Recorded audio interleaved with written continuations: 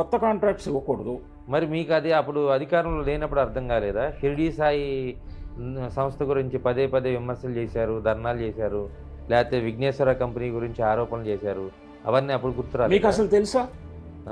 మీకు అసలు ఏం జరిగిందో షిరిడి సాయి గురించి చెప్పండి, మీరే చెప్పండి. నేను చెప్పనా? చెప్పండి. మీరు ఇలా బొరజలుతున్నారు కానీ నేను బొరజలట్లేదు సార్, ప్రజల్లో ఉన్న డౌట్స్ నేను అడుగుతున్నా. నేను ప్రజల్లో ఉన్న డౌట్ ని, మీ అనుమానాన్ని నివృత్తి చేయండి చేస్తున్నా మీ పరంగా, మీ వీడియో పరంగా. చేయండి. షిరిడి సాయికి ఒక రేట్ కాంట్రాక్ట్ లో వాళ్ళు సప్లై చేసే ఐటమ్స్ అన్నిటిని ఏపీఆర్ఈసీ ద్వారా ఆపేశాం. ఏపీఆర్ఈసీ ఎలా చేయలా మీకు తెలియదు. సీలింగ్ పెట్టింది, కమిటీ వేసింది, రేట్ ప్రొక్యూర్ చేశాం.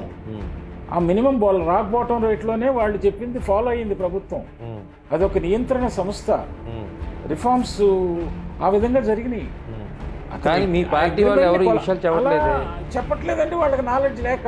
I'm telling you today, most of the items చాలా లిస్ట్లో ఉన్నాయి.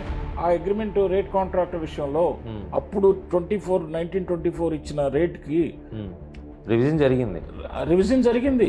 ఇంకా ఎక్స్క్లేషన్ తీసేశారు, పెంపొందించారు. కానీ ఆ విషయాలు ఎవరు చెప్పట్లేదు సార్. స్టడీ చేయక